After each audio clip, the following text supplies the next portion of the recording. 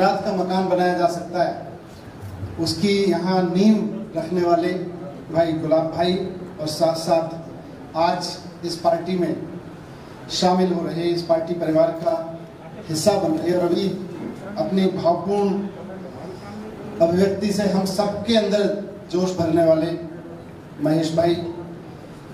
मैं सबसे पहले तो महेश भाई का आम आदमी पार्टी में स्वागत करता हूं और मुझे बहुत खुशी है कि गुजरात में आम आदमी पार्टी दिन दूनी रात चौगनी स्पीड से बढ़ती जा रही है।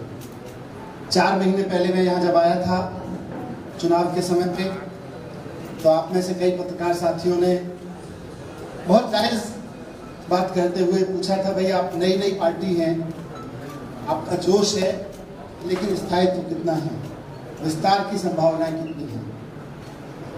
4 महीने के अंदर अंदर हम सब गवाह हैं कि जिस तरह से सिर्फ सूरत की बात करें तो सूरत के आम लोगों ने जिस तरह से आम आदमी पार्टी पे भरोसा करके एक यंग एजुकेटेड टीम पॉलिटिक्स में लेके आए हैं सूरत के लोग, और जिस तरह से लगभग 120 दिन हो गए, 125 दिन हो गए करीब उनको चुने हुए, जिस तरह से उन सब लोगों ने जमीन पर उतरकर काम किया है। अब सिर्फ दिल्ली का काम नहीं है, अब गुजरात का भी काम बोलने लगा है। आज गुजरात के पार्षदों का काम भी बोलने लगा है, उनका आचरण बोलने लगा है, उनकी ऊर्जा बोलने लगी है, उनकी पॉलिटिक्स बोलने लगी है गुजरात में।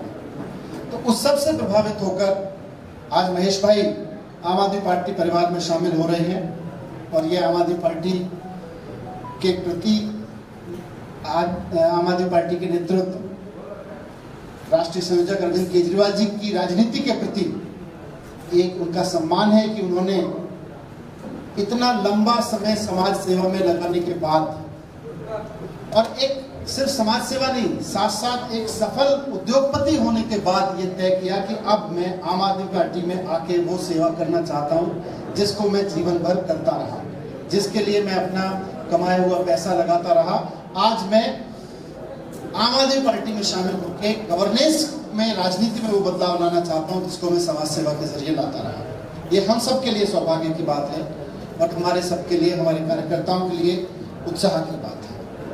आज मैं थोड़ा सा माफी चाहता हूँ, गुजराती के शब्दों को उतना नहीं पकड़ पाता हूँ, लेकिन उसके बावजूद कहते हैं ना कि भावना की कोई सीमा नहीं होती है। तो जिस भाव के साथ उन्होंने अपनी बातें रखी उससे बहुत स्पष्ट हुआ कि उनको भी बहुत उम्मीद है और गुजरात के एक एक व्यक्ति को बहुत उम्मीद है कि आम आदमी पार्टी के ये लोग अब गुजरात में एक नई राजनीति की इबारत को सफल बनाएंगे और उस सपने को सफल बनाएंगे जिसको सपने को लेके लोग कई बार कांग्रेस को और उसके बाद लगातार कई वर्षों से बीजेपी पे भरोसा करते आए हैं। वो भरोसा आम आदमी पार्टी के प्रति बढ़ रहा है। तो मैं आज इस अवसर पर अपने सभी कार्यकर्ताओं को बधाई देना चाहता हूँ, अपने सभी नवनियुक्त पार्षदों को जिन्होंने 125 दिन के अंदर अंदर इतना शानदार काम किया है, जमीन पर उतर कर के लोगों का विश्वास अरविंद केजरीवाल जी के नेतृत्व में, उनकी राजनीति में और बढ़ा है, और उनके तमाम लीडर्स को बधाई देना चाहता हूं। मैं पुनः इस बात को दोहराना चाहूँगा कि आज पूरे देश में राजनीति की बात करें तो एक पार्टी है, और ख़ासतौर से गुजरात की बात करें तो एक पार्टी है जो पिछले 20-22 साल से, 27 साल से कई जगह पर सत्ता में बैठी है, वो सत्ता की पार्टी है, और एक पार्टी है जो जनता के बीच बैठी है और जनता के बीच से निकल कर आ रही है। आज आने वाला चुनाव जो होगा गुजरात का, वो सत्ता में बैठी पार्टी और जनता के बीच से निकल आ रही पार्टी के बीच ही होना है। और दिल्ली में जैसे मैंने अपील की थी दिल्ली के बारे में, कि दिल्ली में जब लोगों ने देखा कि अरविंद केजरीवाल जी की राजनीति की बदौलत वो काम 5 साल में हो सकते हैं जो कांग्रेस पिछले 80-90 साल के मकान में रह के नहीं कर पाई, और बीजेपी 20-20, 25-25 साल के मकान में रह के नहीं कर पाई, वो केवल 5 साल में वो काम हो सकते हैं। तो मैं गुजरात के साथियों को भी कहना चाहता हूँ, गुजरात के अपने भाइयों बहनों को भी कहना चाहता हूँ कि एक बार आने वाले समय में आम आदमी पार्टी में अपने विश्वास को और मजबूत करें, अपने संकल्प को, और आम आदमी पार्टी के साथ खड़े हों। एक बार आम आदमी पार्टी को जहां जहां आप देखते चले जाएंगे, आप बीजेपी और कांग्रेस को भूलते चले जाएंगे, ऐसा हमारा दावा है। धन्यवाद। मैं आपके प्रश्न लेना चाहूँगा। ये बताइए, गुजरात में मुख्यमंत्री का चेहरा कौन होगा?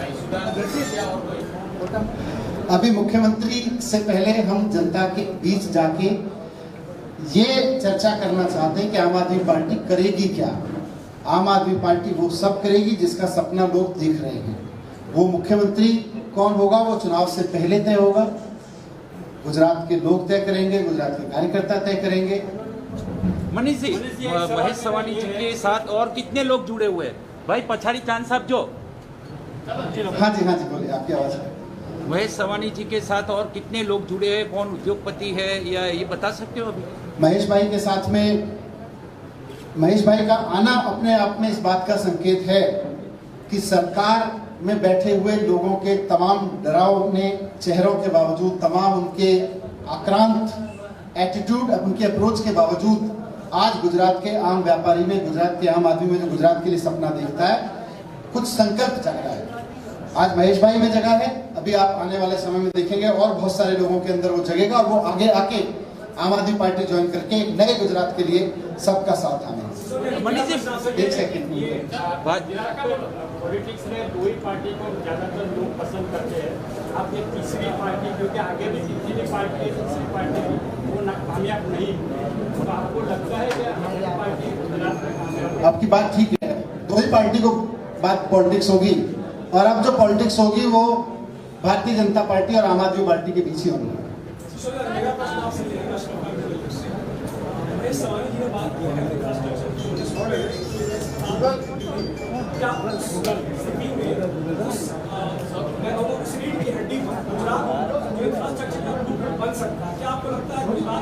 सवाल पूछने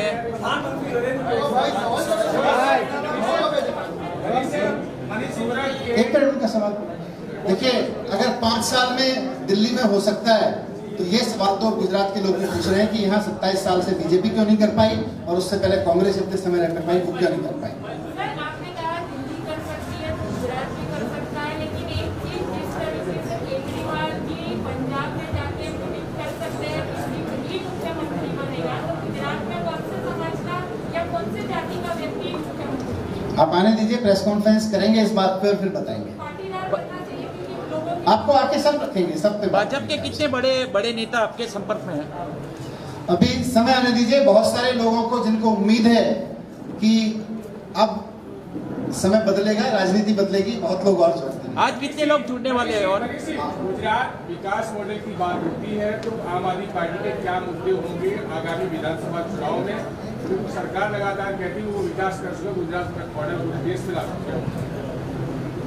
देखिए, आज गुजरात में हम तो जहां भी जा रहे हैं, हमारे पार्टी के कार्यकर्ता चारों तरफ बन रहे हैं नए, और इसी उम्मीद पे बन रहे हैं कि भाई जो विकास की बात होती है उसमें स्कूल विकास में है कि नहीं है, सरकारी अस्पताल उस विकास में है नहीं, गांव के किसान के लिए, गांव के युवा के लिए रोजगार उसमें है कि नहीं है, ये सारी चीजें उसमें होती हैं। तो जो महेश भाई ने रखा, और ये महेश भाई का काम अपने आप में इस बात का प्रमाण है, उस विकास के मॉडल के बीच अगर गुजरात के एक उद्योगपति को अपना पैसा लगाकर वो काम करना पड़ रहा था जो सरकार को करना चाहिए था, तो गैप तो बहुत बड़ा है। सूरत के 27 पार्षदों पर और आम आदमी पार्टी के 2 जो शिक्षक समिति चुनाव 29 लोगों पर एफआईआर सूरत पुलिस में दर्ज हुई है, क्या कहेंगे इस मामले में? देखिए, मैं दिल्ली में भी इस बात को कहता रहा हूँ और यहाँ भी बहुत जिम्मेदारी के साथ और अपने, अब ये सारी चीजें साक्ष्य हैं, साक्ष्यों के दम पे कहना चाहता हूँ कि भारतीय जनता पार्टी, जिसका शॉर्ट फॉर्म बीजेपी बना भारतीय जनता पार्टी से, आज उसका फुल फॉर्म भारतीय झगड़ा पार्टी हो गया है। आज उसके पास केवल और केवल झगड़ने के अलावा कोई एजेंडा नहीं है। वो सूरत नगर निगम में बैठती है तो आम आदमी पार्टी के कार्यकर्ताओं से झगड़ती है, वो वेस्ट बंगाल से झगड़ लेती है, उनके मुख्यमंत्री उसके चीफ सेक्रेटरी से झगड़ लेती है, वो ट्विटर से झगड़ लेती है। आजकल भारतीय जनता पार्टी केवल भारतीय झगड़ा पार्टी बनकर रह गई है। उनके पास ना गुजरात के लिए कोई काम है, ना देश के लिए कोई काम है। कोविड मिसमैनेजमेंट, उन्हें जब उनको मैनेजमेंट करना था तो वो चुनाव लड़ रहे थे, जब चुनाव हार गए तो चुनी हुई सरकारों से लड़ने लगे। तो आज की तारीख में केवल और केवल उनका यही काम रह गया है, और क्यों रह गया है उसको भी समझ लीजिए। मेरे साथियों ने इस पर चर्चा की मुझसे, उन्होंने मुझको बताया कि सूरत में नगर निगम में शिक्षा समिति जो है वो 600 करोड़ रुपए के शिक्षा के बजट पर फैसला लेती है। सूरत नगर निगम के स्कूलों के 600 करोड़ के बजट पर भारतीय जनता पार्टी मनमर्जी चलाती आई है पिछले कई वर्षों से। आज जब ये अवसर आया, सूरत के लोगों ने उनको चुनौती देके कहा कि अब हमें आप पे भरोसा नहीं है, तो ये मौका आया कि 2 पार्षद अगर आम आदमी पार्टी के उसमें शामिल हो जाते उस कमेटी में, तो उनकी 600 करोड़ की चोरी रुक सकती थी। आज अगर वो इसलिए नहीं लड़े इसलिए कि उनको 600 करोड़ की चोरी बरकरार रखनी है। भारतीय जनता पार्टी सूरत नगर निगम में शिक्षा के बजट की 600 करोड़ की चोरी को बरकरार रखना चाहती है, इसलिए उन्होंने सारी धांधली की और धांधली करके आम आदमी पार्टी के निगम पार्षदों को समिति में नहीं आने दिया। सर, अभी हाल ही में हार्दिक पटेल ने ये कहा है कि आम आदमी पार्टी भाजपा की भी पार्टी है, मतों का ध्रुवीकरण करती है और कांग्रेस को हराती है। देखिए, डेमोक्रेसी है। आज डेमोक्रेसी में इतने सारे पत्रकार यहाँ बैठे हैं, इतने सारे चैनल्स यहाँ बैठे हैं, सब एक दूसरे की बात को ऐड करके उसको डेमोक्रेसी बनाते हैं। वो जो राजनीति में कर रहे हैं वो डेमोक्रेसी को मजबूत करें, हम जो राजनीति में कर रहे हैं हम डेमोक्रेसी को मजबूत करें। हम सबको बताएं कि भारतीय जनता पार्टी के साथ बी सेटिंग किसकी है, सबको आरोप लगा है कि जरूरत से ज्यादा आपने ऑक्सीजन मांगा है, क्या स्पष्टता है? मैंने वहां भी स्पष्टता दी थी इस बारे में कि ये आरोप भारतीय जनता पार्टी ने अपने हेडक्वार्टर में एक रिपोर्ट बनाई और उस बीजेपी के कार्यकर्ताओं की रिपोर्ट के आधार पर लगाया है, क्योंकि उस सुप्रीम कोर्ट की ऑडिट कमेटी के जो सदस्य हैं वो खुलेआम कह रहे हैं